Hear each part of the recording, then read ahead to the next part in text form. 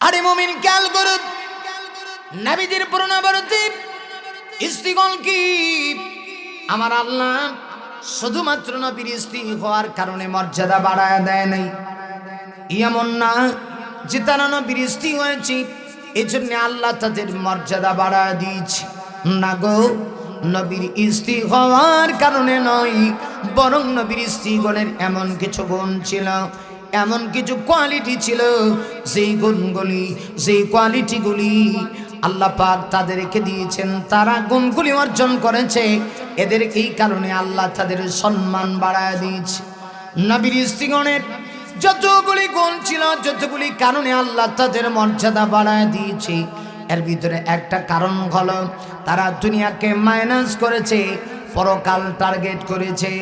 আর একজন মুমিন অথবা মুমিনা, একজন মুমিন পুরুষ অথবা নারী যখন দুনিয়াকে মাইনাস করে পরকাল টার্গেট করে, আল্লাহর কাছে তার সম্মান, তার ইজ্জত, তার মর্যাদা বেড়ে যায়। নবীর স্ত্রীগণ দুনিয়াকে মাইনাস করে পরকাল কিভাবে টার্গেট করছে, এর মানে কি নবীর স্ত্রীগণ কি দুনিয়াতে চলে নাই, সংসার করে নাই? না, সংসার করেছেন, দুনিয়াতে চলেছেন। দুনিয়া দরকার, তবে শুনে রাখো আখিরাতের চাইতে বেশি না। আরে মুমিন, মুমিনের টার্গেট শুধু দুনিয়া না, মুমিনের টার্গেট হবে আখিরাত। যেভাবে দেখবেন নদীতে যদি নৌকা চলে, নৌকা চলতে গিয়া নৌকার ভিতরে কিন্তু একটু পানি থাকা লাগে। একেবারে পানি না থাকলে ইঞ্জিন বন্ধ হয়ে যাবে, কিন্তু নৌকার ভিতরে যদি পানি ঢুকে যায় নৌকা অ্যাক্সিডেন্ট হয়ে যায়। ঠিক তদ্রুপ ভাবি, আরে মুমিন, একজন মানুষ যদি দুনিয়ায় চলতে হয়, দুনিয়া লাগবে, তবে দুনিয়া তার টার্গেট হবে না, আখিরাত টার্গেট হবে। আল্লাহর নবী, বিশ্ব নবীর স্ত্রীগণ ওরা দুনিয়ায় চলেছেন, দুনিয়ার সামাজিক জীবন গ্রহণ করেছেন, কিন্তু তাদের টার্গেট দুনিয়া ছিল না গো, তাদের টার্গেট ছিল পরকাল। এজন্য আল্লাহ রাব্বুল আলামিন তাদের মর্যাদা বাড়ায় দিয়েছে লক্ষ কোটি দ্বিগুণ। আরে মুমিন, নবীর স্ত্রীগণ কিভাবে আখিরাত টার্গেট করেছেন, দুনিয়া মাইনাস করেছেন। যতগুলি কারণে মর্যাদা বাড়ছে, এটা একটা কারণ। এখন আপনাকে আমাকে বুঝতে হবে তারা দুনিয়াকে মাইনাস করে পরকাল কিভাবে টার্গেট করেছে। একটু বোঝার জন্য খেয়াল করুন। আমরা জানি ইসলামের সূচনা লগ্নে আমার নবীজির কাছে যারা ইসলাম গ্রহণ করেছে এরা একেবারেই গরিব ছিল। সূচনা লগ্নে যারা ইসলাম গ্রহণ করেছে এরা একেবারে দুর্বল। আরে মুমিন, আমার কথা না, হাদিস শরীফের ভিতরে আল্লাহ নবী বলেছেন, বাদা আল ইসলামে গরিবা, ইসলামের সূচনা হয়েছিল একেবারেই গরিব কিছু সংখ্যক মুমিনদের মাধ্যমে। সূচনা লগ্নে আল্লাহ নবীজির কাছে যারা ইসলাম গ্রহণ করতে আসে এরা একেবারেই গরিব ছিল, অসহায় ছিল। হ্যাঁ, এদের ভিতরে 2-4 জন ধনী ছিল, কিন্তু অধিকাংশ যারা ছিল তারা গরিব। গরিবেরাই ইসলামের প্রতি বেশি দরদ। আজ পর্যন্ত সারা পৃথিবীতে ধনীরা ইসলামকে যত লোক না পছন্দ করে, এর চাইতে বেশি পছন্দ করে ইসলাম গরিবেরা, ঠিক কিনা? নবীদের যুগেও যারা রাসূলের কাছে প্রাথমিক যুগে ইসলাম গ্রহণ করছে এরা ছিল নিতান্ত গরিব, অসহায়। আল্লাহু আকবার বলে, আর জোরে বলে আল্লাহু আকবার। ইসলামের সূচনাই হয়েছে বাদা আল ইসলামে গরিবা, গরিবদের মাধ্যমে ইসলামের সূচনা হয়েছে। খুব খেয়াল করেন সম্মানিত সুধী। তো যারা ইসলাম গ্রহণ করছে এরাও অধিকাংশ গরিব। হ্যাঁ, সর্বপ্রথম যিনি মুসলমান হয়েছিলেন পুরুষ এবং নারীদের ভিতর থেকে বলেন তো দেখি কে কালেমা পড়ছেন? আমাদের আম্মা জান, রাসূলের প্রথম স্ত্রী আম্মা জান খাদিজাতুল কুবরা রাদিয়াল্লাহু আনহা। তিনি কিন্তু গরিব ছিলেন না, তিনি ধনী ছিলেন। সুবহানাল্লাহ। তিনি কি ছিল? ধনী। সর্বপ্রথম তিনি কিন্তু ইসলাম গ্রহণ করছে। নবীজি তার কাছে সর্বপ্রথম ইসলামের দাওয়াত দিয়েছেন। দাওয়াতের কাজটা ঘর থেকে শুরু হওয়া দরকার। আমি যদি সারা দেশে ওয়াজ করি আর আমার বেগম যদি নামাজ না পড়ে, ইজ্জত আছে না গেছে? কথা কন না কেন? আমি যদি সারা দেশে ওয়াজ করি আর আমার বউ যদি পাগলুট্টু ডান্স দেয়, কিতা কই না আপনারা? মাথা লাগবো। আমি যদি সারা দেশে ওয়াজ করি, আমার বউ যদি বেপরদা চলে, ইজ্জত আছে না গেছে? ইজ্জত চলে গেছে। তো আরেকটা বিষয় এখানে, আপনি সারা দুনিয়া ওয়াজ করতে পারবেন, কিন্তু বউরে ওয়াজ করে এত তাড়াতাড়ি সোজা করতে পারতেন না। মানুষ কিছু জায়গায় দাম পায় না, সারা জীবন মনে রাখবেন। কষ্ট হচ্ছে আপনাদের, বিরক্ত হচ্ছেন? মানুষ 3 জায়গায় দাম পায় না। কয় জায়গায়? মুখস্থ করেন, আমার সঙ্গে আওয়াজ করে বলেন, কয় জায়গায়? আরো জুড়ে। 3 জায়গায় মানুষ দাম পায় না। এর মধ্যে একটা জায়গা হলো স্বামীর তার স্ত্রীর কাছে এত তাড়াতাড়ি সম্মান পায় না। দেখেন আমরা যে ওয়াজ করি সারা দুনিয়া মাহফিলে যাই, কত মানুষ কত ইজ্জত আমাদের দেয়। অনেক মানুষ আসে আমাদের কাছ থেকে দোয়া নিতে, অনেক মানুষ পানি পড়া নিতে আসে, কিন্তু আজ পর্যন্ত আমার স্ত্রী কোনোদিন কইল না, হুজুর সাহেব একটু পানিতে ফু দিয়ে দেন। তাহলে বোঝা গেল সারা দেশে ওয়াজ চললেও বউর কাছে গেলে ওয়াজ চলে না। কথা কন, এত তাড়াতাড়ি কিন্তু নিজের বউকে বোঝানো যায় না। আপনি যত বড় ব্যক্তি হন, যত সুন্দর হন, বউ এত তাড়াতাড়ি আপনাকে সুন্দর বলবে না। যদি বলে আপনি আসলে বীর পুরুষ। আমার নবীজি সর্বপ্রথম নবীজি নবুয়ত পাইয়া, আমার নবীজি সর্বপ্রথম যাকে দাওয়াত দিয়েছিলেন নারী আর পুরুষের ভিতর থেকে, তিনি আর কেউ না, তিনি হলেন বিশ্ব নবীর স্ত্রী আমাদের আম্মা জান মা খাদিজাতুল কুবরা রাদিয়াল্লাহু আনহা। আমার নবীজি আম্মা জান খাদিজাতুল কুবরা রাদিয়াল্লাহু আনহার কাছে গিয়ে সর্বপ্রথম কালেমার দাওয়াত দিয়েছেন। রাসূল বলেছেন, খাদিজা গো, আমার আল্লাহ আমাকে নবুয়ত দিয়েছে, আমাকে নবী মানো, আল্লাহর প্রতি বিশ্বাস স্থাপন করো। আম্মা জান খাদিজা কোনো প্রশ্ন করেন নাই, বিনা প্রশ্নে জবাব দিয়া বলেন, নবী গো, আমি এই মুহূর্তে আপনাকে নবী মানলাম, এক আল্লাহর প্রতি বিশ্বাস স্থাপন করলাম। সুবহানাল্লাহ, আপনাকে নবী মানছি আর এক আল্লাহর প্রতি বিশ্বাস স্থাপন করছি। রাসূল বলেন, খাদিজা তুমি যে আমারে কোনো প্রশ্ন করলা না? আম্মা জান খাদিজা, এই ছেলেগুলা তো খুব খারাপ, এমনিতেই লোক সমাগমকে হাজার হাজার, এর মধ্যে এগুলারে কি ধরছে কিচ্ছু বুঝলাম না, একটু পরে পরে দৌড়ায়, এই ছেলাই কই থেকে গেছে এগুলা?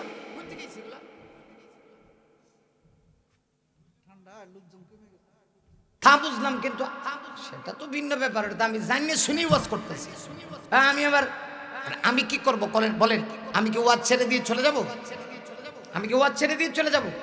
তো ওইটা তো আর আপনাদেরও কিচ্ছু না, আমারও কিচ্ছু করার নেই, সব জায়গায় একই অবস্থা। কিন্তু ওই ডিস্টার্ব করাটা তো খুব খারাপ জিনিস, বুঝলে তো খুব খারাপ বাবা। লাখ লাখ মানুষ হওয়ার দরকার নেই। মানুষ যদি হাজারও না হয়, অল্প মানুষ হয় আর কিছু কথা বুঝতে পারেন, তাহলে ওয়াজ শুনে আপনাদেরও লাভ আমাদেরও লাভ। অন্তত একটা লোকও যদি নামাজি হয়, ব্যাস এনা। এই কোটি কোটি মানুষের সামনে ওয়াজ করলেন আর একটা লোকও ওয়াজ বুঝলো না, এই ওয়াজ দিয়ে তো কোনো লাভ নেই, ঠিক না? সম্মানিত ভাইরা খুব মনোযোগ দিবেন। আর এখানে এই শয়তান আছে কিন্তু, এই বাবা সরে সরে চারটে এক জায়গায় বসিস না, প্রতিটা মাহফিলের সমস্যা। এই বুঝস নাই কথা, চারটে এক জায়গায় বসিস কাজ। আবার এখানে ওই দেখেন জাহান্নামের টিকিট, যেটা ওই মোবাইলটা টিপাবে, ইচ্ছা মতো টিপাবে, ওয়াজ কই ওরা কই আর কিছু দিবেন, আবার মুখের মাঝে কি দিছস, সমস্যা। মাশাআল্লাহ মাশাআল্লাহ। সম্মানিত সুদী খুব খেয়াল করেন, আসলে ওয়াজ মাহফিলে এলোমেলো বাবু হইলে কথা বলাটা দুষ্কর হয়, কথা বলতে সমস্যা হয়। আসুন যে কথা বলছিলাম, আমার নবীজি খাদিজাকে জিজ্ঞেস করলেন, খাদিজা তোমাকে খালি দাওয়াতটা দিলাম আর তুমি কালিমা পড়ে মুসলমান হয়ে গেলা, আমাকে যে কোনো প্রশ্ন করলা না? সম্মানিত সুদী, আম্মা জান খাদিজা জবাব দিয়া কয়, ইয়া রাসূলুল্লাহ, আমি তো অপেক্ষায় ছিলাম কোন দিন আপনি বলবেন, খাদিজা আমি নবী হয়েছি, আল্লাহ আমাকে নবুয়ত দিছে, তুমি আমাকে নবী মানো। আমি অপেক্ষায় ছিলাম, যে কারণে আপনি বলতে দেরি হয়েছে, আমি কালিমা পড়ে মুসলমান হতে দেরি হয় নাই। সুবহানাল্লাহ আছে। তো সর্বপ্রথম খাদিজা মুসলমান হইলেন। এরপরে যারা ছিল বেশি সংখ্যক ছিল আর গরিব অসহায়, এদের মাধ্যমে ইসলাম শুরু হয়েছে। রাসূলের মক্কি জীবনটা বড় কষ্টের ছিল, কিন্তু সময় পরিবর্তন হইতে বেশি দিন লাগে না। মক্কি জীবন থেকে নবীজি মদিনায় চলে গেলেন। গরিব সাহাবীরা যারা রাসূলের সঙ্গে মদিনায় যাওয়ার পরে বিভিন্ন যুদ্ধে অংশগ্রহণ করতে শুরু করলেন, নবীজি বিভিন্ন যুদ্ধে আল্লাহ পাক মুসলমানদেরকে বিজয় দিলেন। যুদ্ধ বিধ্বস্ত হয়ে বেঈমান কাফেররা যে মাল রেখে যায়, শরীয়তে ইসলামের ভাষায় এটাকে গনিমতের মাল বলা হয়। নবীজি ওই গনিমতের মাল তাদের মধ্যে বন্টন করে দিতে শুরু করলেন। যখন তারা গনিমতের মাল পাইল, আগে যারা গরিব ছিল এখন অবস্থা পরিবর্তন হয়েছে এমনভাবে যে এখন তারা যাকাত দেওয়ার মতো অবস্থান আল্লাহ তৈরি করে দিয়েছেন। আর আস্তে কোন সুবহানাল্লাহ। আরে মুমিন, আগে যারা গরিব ছিল এখন তাদের অবস্থা এমন পরিবর্তন হয়ে গিয়েছে, আল্লাহ তাদের সম্পদে এত বরকত দিয়েছে। মুমিন রে, এখন তাদের অবস্থার পরিবর্তন হয়ে গেল। এখন অবস্থা সচ্ছল, নিজেরা মানুষদেরকে আরো বেশি দান করতে পারে, যাকাত দেওয়ার মতো অবস্থা। গরিব সাহাবায়ে কেরাম পরিবর্তন হয়ে গেল, তাদের পরিবারেরও পরিবর্তন। কিন্তু বিশ্বনবী রাহমাতুল লিল আলামিনের ঘরের ভিতরে কোনো পরিবর্তন নাই। আমার নবীজি একেবারে সাদা সিধা জীবন যাপন করেন, সাদা জীবন যাপন। শুধু তা না, আমার নবীজি মাঝে মধ্যে আমল হয় চুলায় আগুন ধরে না, স্বাভাবিক জীবন যাপন, বড় কষ্ট করে পরিবার চলে। একটা পর্যায়ে আল্লাহ নবী বিশ্ব নবী রাহমাতুল লিল আলামিনের সকল স্ত্রীরা একদিন পরামর্শে বসলো। নবীর স্ত্রীগণের ভিতরে একেবারে সর্বকনিষ্ঠ একজন স্ত্রী ছিলেন, বয়সের দিক থেকে একেবারে ছোট। আরে ওই আল্লাহ নবীজির সেই স্ত্রীর নাম ছিল আম্মাজান হযরত আয়েশা সিদ্দিকা রাদিয়াল্লাহু আনহা। আম্মাজান আয়েশা সিদ্দিকা রাদিয়াল্লাহু আনহার কাছে এসে সকল স্ত্রীরা মিলে একটা প্রস্তাব দিল, ওগো আম্মা, ওগো আয়েশা, একটা কাজ করো, রাহমাতুল লিল আলামিনের কাছে গিয়া আমাদের সবার পক্ষ থেকে একটা প্রস্তাব দাও। আল্লাহ নবী যুদ্ধের ময়দানে যান, জিহাদের ময়দানে বিজয় অর্জন করার পরে নবীজি গনিমতের মাল সাহাবীদের ভিতরে বন্টন করে দেয়। বন্টন করে দেওয়ার পরে সাহাবায়ে কেরাম গনিমতের মাল পায়া তাদের অবস্থা খুব ভালো। আর আমরা আগে যেমন ছিলাম তেমনই আছি, আমাদের কোনো পরিবর্তন নাই। আমরা পেট ভরে দুটো ভাত খাইতে পারি না, উন্নত কাপড় পরিধান করতে পারি না, অথচ বিশ্ব নবী চাইলে তার স্ত্রীদের জন্য আলাদা কিছু বরাদ্দ করতে পারেন। একটা কাজ করো, নবীর দরবারে গিয়ে একটা প্রস্তাব দাও না, নবী যেন তার স্ত্রীদের জন্য পার্সোনালি গনিমতের মালের একটা অংশ বরাদ্দ দিয়ে দেয়। সম্মানিত সুধী, একটু খেয়াল করেন, এই প্রস্তাব আল্লাহ নবী রাহমাতুল লিল আলামিনের কাছে দেওয়ার জন্য সকল স্ত্রীরা আম্মাজান আয়েশার কাছে উপস্থাপন করলো। আরে মুমিন, আপনার আমার মা আম্মাজান হযরত আয়েশা সিদ্দিকা রাদিয়াল্লাহু আনহা রাসূলের সকল স্ত্রীগণের পক্ষ থেকে এই প্রস্তাবটা নিয়ে আল্লাহ নবীর সামনে যখন উপস্থাপন করলেন, তাফসীরে কিতাবের মধ্যে আছে আমার নবীর চেহারাটা বিবর্ণ হয়ে গেছে। কারণ আমার নবী চান না দুনিয়াতে উন্নত জীবন যাপন করতেন। আমার নবী চান এই দুনিয়াতে আমি একটু কষ্ট করে জিন্দেগি চালাবো, একবার খাবো তো আল্লাহ শুকরিয়া করব, যখন খাবো না তখন আমি আল্লাহ শুকরিয়া করব। রাসূলের সামনে যখন এই প্রস্তাব উপস্থাপন করা হয়েছে, নবীজির চেহারাটা বিবর্ণ হয়ে গেল। আল্লাহ নবী চান না দুনিয়াতে আরামের জিন্দেগি গ্রহণ করবেন, কিন্তু নবীর অবস্থা আল্লাহ নবী কি জবাব দিবেন? এমনিতেই হযরত জিবরিল আলাইহিস সালাতু ওয়াস সালাম আগমন করলেন।